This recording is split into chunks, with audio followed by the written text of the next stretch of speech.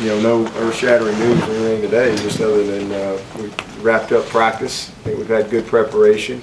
We've had a really good few weeks of work, good combination of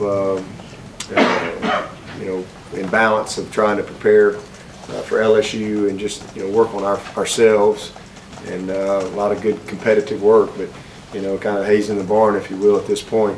Game plans are done, and so now the next thing is for these guys to get out of here this afternoon, enjoy a couple of days with their family, and celebrating Christmas, and then we'll get back together Christmas night. So we'll have a team meeting at 8:30, and then we'll start back practice on the 26th. That'll be really sets up nice. We'll have kind of a normal game week from a preparation standpoint, and so we're excited, looking forward to it. And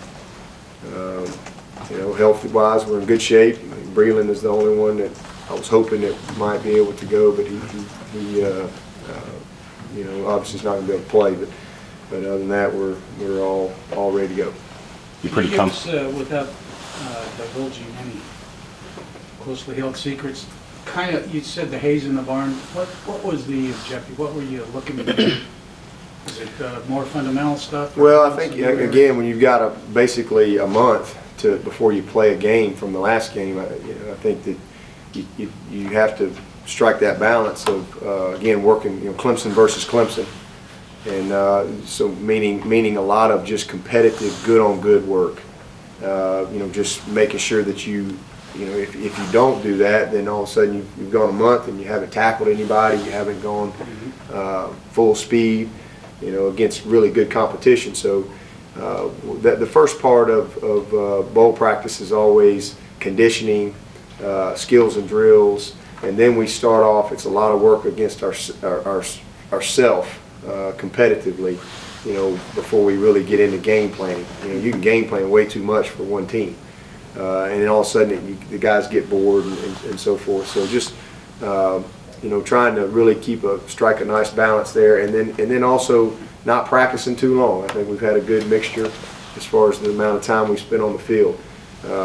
Got through finals, and then really spent 3 or 4 days of cracking heads and having a lot of competitive work mixed in with our game planning versus LSU. And then the last few days has been, really tapering back and really fully focusing on game plan.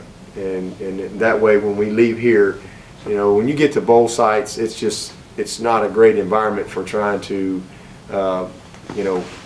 have staff meetings and game plan and all. That's not really what you want to do, and you really shouldn't have to do that. If you be honest with you, you're probably doing too much if you're still doing that when you get to the bowl. So the game plan's in? Game plans are set, both sides, and so now we'll spend the week.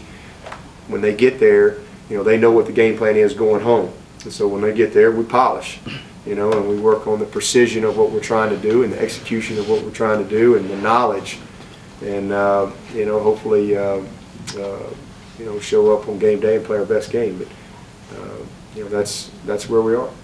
Are you comfortable with where these guys are heading to this sort of quick Christmas break? Yeah. I mean, like I said, I don't really know what else we could do to this point, to try to prepare them. I feel really good about how we've prepared them, and I feel good about how they've responded to the things we've asked them to do in practice, and so I'm very confident.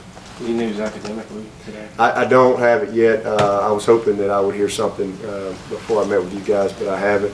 That's I guess they're still in that certification process or something before they can let me know if we got any guys out. If we do, I'm sure we'll put out a statement or something. You'll know who they are. But right now the only guy I know that's out is Martavis, and that's not.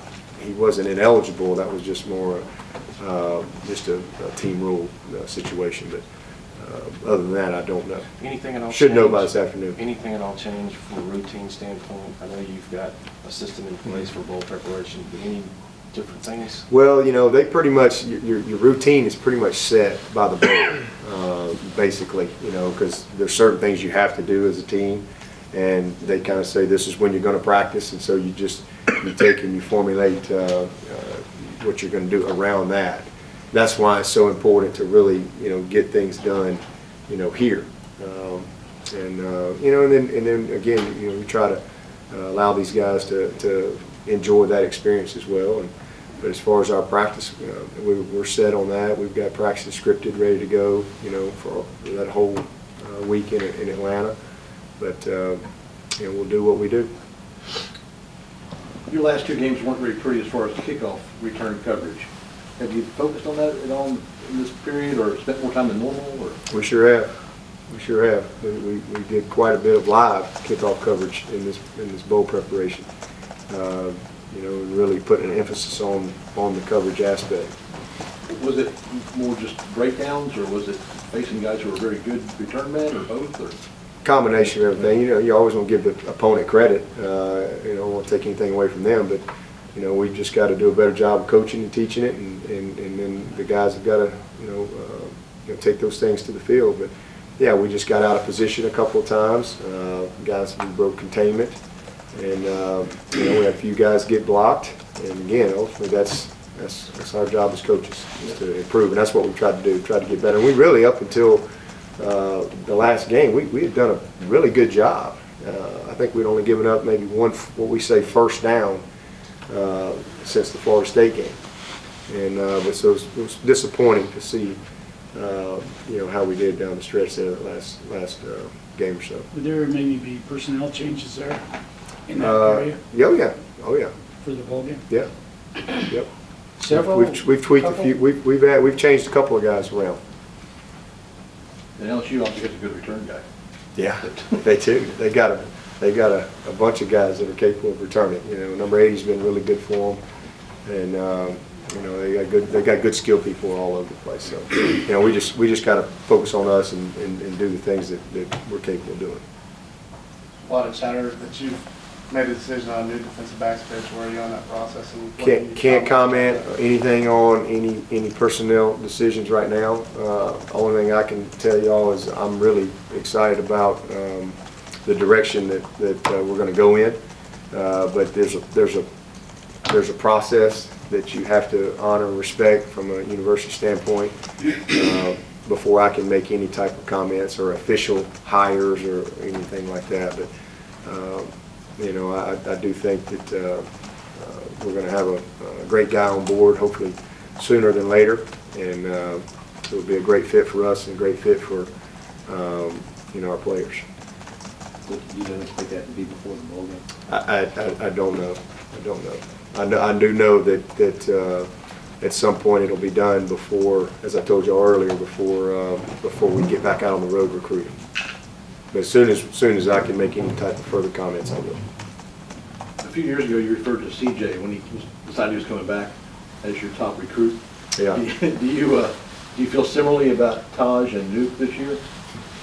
Well, yeah, I mean, yeah, that'd be two pretty good ones coming back. Kind of same thing with Ellington last year, and what a great year he's had, and it's been good to see him, have a very good year and go over 1,000 yards. He graduated yesterday.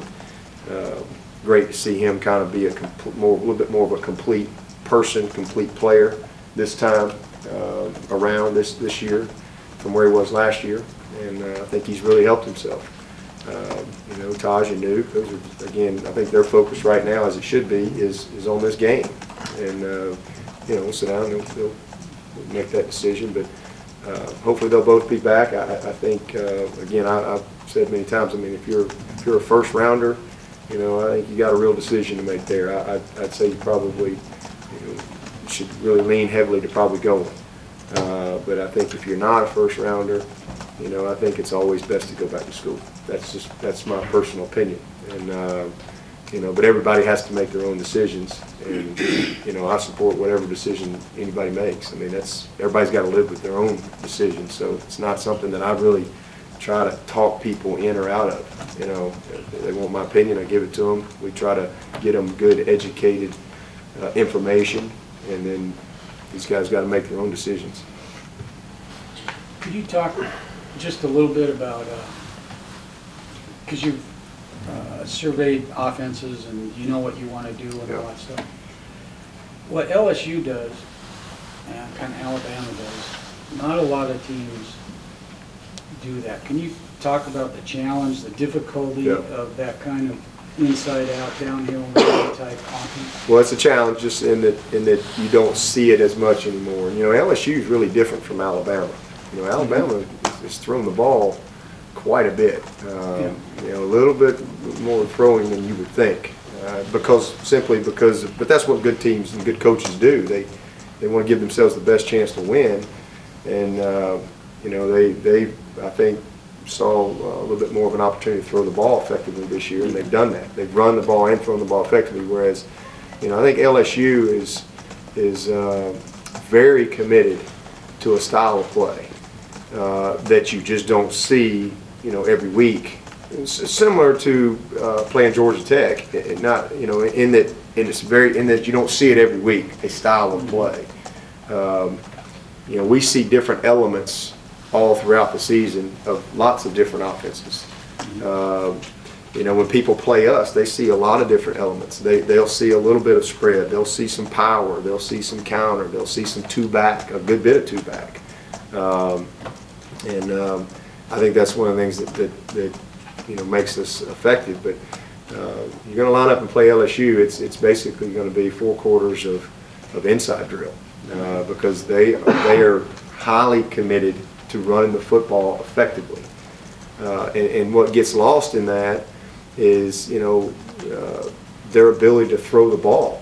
You know, they can throw the football, you know, if you can take the run away from them. You know, the problem is very few people have been able to stop their running game. And so that's just where they're going to start. I mean, it's a sledgehammer. It's a what we call paw drill down every single play. And if you can hold up to that, then you've got a chance, because now they got to do something that they don't want to do. They want to run the ball, play action off of that, and then max protection and hit the big play. That's really what they want to do. And again, they played Alabama, and Alabama was physically able to match them, and so they threw the ball and threw the ball very, very well. So I think that's what makes them a great team, is they have the ability to line up and physically run the ball effectively. But if somebody can do a good job of slowing them down there, they can throw it. You know, and that's not always the case. You know, when you play styles of offenses like that, a lot of times if you take that run away, they're not quite as capable. But LSU is very capable, and that's what presents the biggest challenge for us. Is you get lulled to sleep because all of a sudden it's 3rd and 10, and they've run the power, and on 3rd and 10 they pitch it and run the power. You know, and then next thing you know, that's just kind of how they play, and then, you know, here goes the shot downfield, and you know, they win 12-10, they win 17-14. Field position is critical in this ball game. So, but that's what they're committed to. That's what they do. That's what they believe in. That's what they've had success with, and they've recruited to that. And as a result, they play 4 or 5 running backs. They're all very big, very strong, powerful runners, and you know, again, they present a real challenge. Is it kind of the opposite in some ways, in terms of the way they use the clock and? Oh yeah, no, oh yeah, definitely. Yeah, it's total opposite from what we do. Had a couple of players just talk about this week, and they especially mentioned last Saturday, and one of them said, boy, Coach Swinney just really got us, and one of them said put his foot up our butts and lost his mind, and never seen him like that. Can you just describe what happened and kind of your response to it? I have no idea what they're talking about. I mean, it's just practice. I mean, we don't do anything different. I mean, I just go to practice every day and just try to, you know, get the best out of them. That's really it. A part of it, though, I think, was what you just talked about. Yeah, now, you know, I think more than that. I think that you know, you have to prepare your team for what they're going to see, and you know, again, just to use the same example for you, you know, it doesn't do you any good to go out there and You know, if you're going to play Georgia Tech and not cut them, you have to cut them in practice. I mean, it's not something you see all the time, but you're getting ready to play that team. If you don't cut in practice, you can't simulate that. And then you get in the game and it's a nightmare. So you have to do that. And, you know, I think from time to time you got to make some adjustments. One of the things that I think helped us tremendously improve defensively down the stretch is we went 2 weeks of just live every day. Live, to the ground. Nobody does that. You know, it's just, you know, the risk reward doesn't match up, but it was the only way we were going to be able to improve a little bit more as a team. And you got veteran players, you know, Andre Branch, if you go live with him, he's going to kill somebody. But this guy's played a lot of football. It's a whole different deal. When you got a bunch of guys who haven't, I just think it was something that we needed to do, and we got better.